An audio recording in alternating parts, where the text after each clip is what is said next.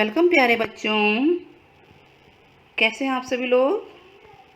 Hope आप सभी अच्छे होंगे। चलिए आज की वर्कशीट करते हैं। आज की वर्कशीट है worksheet number 24। English class 10th है। रीडिंग कॉम्प्रिहेंशन अनसीन पोएम के बारे में पढ़ेंगे। बहुत अच्छी पोएम है ये। रविंद्रनाथ टैगोर जी के द्वारा लिखी गई पोएम है पेपर बोट्स। ये मीन्स की इंडिया में ही इंडिया के इतने महान पोएट के द्वारा लिखी हुई पोएम है। चलिए स्टार्ट करते हैं पोएम। देखिए, बारिश के सीजन में देखा होगा आपने कभी जो है बोट्स आपने बनाए हैं, पेपर बोट्स। पेपर बोट्स जानते हैं, कागज के नाव। तो चलिए स्टार्ट करते हैं। Day by day I float my paper boats one by one down the running stream. यानी दिन प्रतिदिन मैं जो है अपने पेपर बोट्स को फ्लोट क्या होता है, पानी में बोट्स को छोड़ देते तो फ्लोट करती है ना, तैरती है ना। और रनिंग स्ट्रीम्स पानी को कहा गया है। In big black letters I write my name. बड़े बड़े ब्लैक लेटर्स में मैंने नाम लिख दिया है उन पे। किन पे? पेपर बोट्स पे। And the name of village where I live. और मेरे विलेज का नाम। मीन्स कि पेपर बोट्स पे क्या क्या लिखा हुआ है? नाम, अपना नाम बच्चे का, और विलेज का नाम। I hope that someone in third line है स्ट्रेंज लैंड विल फाइंड। यानी मुझे होप है, मैं आशा करता हूँ कि जहाँ पर ये जाएगा, स्ट्रेंज लैंड ही तो बोलेंगे ना इसको, जिसको ये जानता नहीं, जहाँ भी ये पेपर बोट जाएगी वो उसको ये मिल जाएगी। And know who I am, और वो ये जान पाएगा कि मैं कौन हूँ। ठीक है, आगे बढ़ते हैं। I load my little boats with shiuli flowers. I load my little boats with shiuli flowers. Shiuli तरह के फ्लावर्स हैं, यानी मैं अपने छोटे से बोट पे शिवली फ्लावर्स को भर दूं, यानी लोड कर दूं, यानी उसके ऊपर सामान डाल दूं। सामान क्या है? फ्लावर्स फ्रॉम आवर गार्डन, जो कि मैंने अपने गार्डन से तोड़े हैं। Hope that these bloom on the dawn will be carried safely to land in the night. मतलब मैं होप करता हूँ कि जो ये ब्लूम्स हैं, ये फ्लावर्स हैं, ये सारे सेफली पहुँच जाएंगे लैंड तक, जहाँ पहुँचना है इनको, नाइट तक, रात तक। I launch my paper boats। I launch मतलब कि आप छोड़ देना, भेज देना। I launch my paper boats, मैं अपने पेपर बोट्स को, यानी जो कागज़ की नाव है, उसको छोड़ देता हूँ। And look into the sky, और स्काई की तरफ देखता हूँ।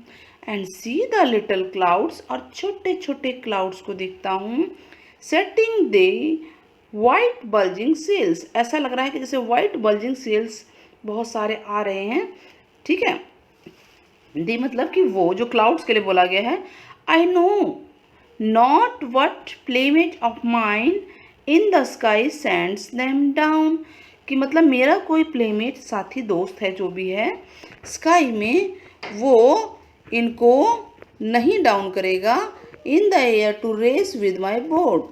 ठीक है, कि मतलब एयर आ जाए, बारिश हो जाए, रेस हो, जो मेरे बोट के साथ मतलब रेस लगाए। तो इस तरह से ये बहुत ही अच्छी पोएम है। आगे, when night comes, जब रात होगी, I bury my face, अपने फेस को बरी कर लेगा आर्म्स में। इसका मतलब होता है कि बाजुओं के बीच में मुंह रख के सो जाना। एंड ड्रीम, और सपना देखूंगा, that my paper boat float on and under the midnight star. यानी जो मेरा पेपर बोट है, जो मेरी कागज़ की नाव है, वो मिडनाइट स्टार में, अंदर, उनके अंडर में, स्टारों के बीच में फ्लोट कर रही होगी। फेरीज ऑफ स्लीप, जो फेरीज मतलब परियों को बोला गया है, नींद में जो परियां हैं, आर सेलिंग इन दैम, और वो उनको चला रही होंगी। And the lading is their basket full of dreams, और लेडिंग मतलब कि लोड करना, उसमें बास्केट में लोड होगा फुल ऑफ ड्रीम्स, यानी सपने सपने में देख रहा हूँगा। तो इस तरह से बहुत ही अच्छी पोएम है, एक एक वर्ड का मीनिंग निकल रहा है, और ये इसके बेस पे आपको क्वेश्चंस के आंसर करने हैं। तो चलिए स्टार्ट करते हैं। पहला क्वेश्चन है, the child floats in the stream, क्या फ्लोट कर रहा था स्ट्रीम के अंदर बताइए? फ्लावर, पेपर बोट्स, कप या अम्ब्रेला? तो आंसर है पेपर बोट्स।